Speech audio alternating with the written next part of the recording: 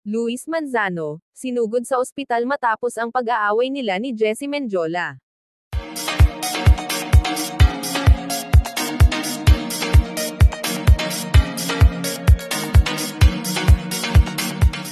Isinugod sa ospital si Luis Manzano nitong Lunes ng gabi matapos ang umano'y matinding pagtatalo nila ng kanyang asawang si Jessie Mendiola. Ayon sa ulat, nagtamo umano si Luis ng minor injuries sa gitna ng kanilang mainit na pagtatalo.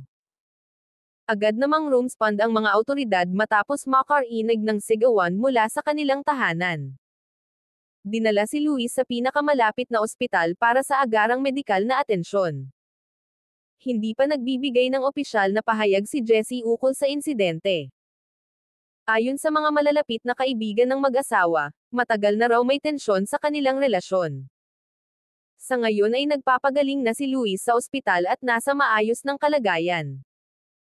Tinututukan na rin ng mga investigador ang kaso upang alamin ang buong pangyayari. Humiling naman ang kanilang kampo ng privacy habang isinasagawa ang investigasyon. Patuloy ang publiko sa pag-aabang ng opisyal na pahayag mula sa mag-asawa.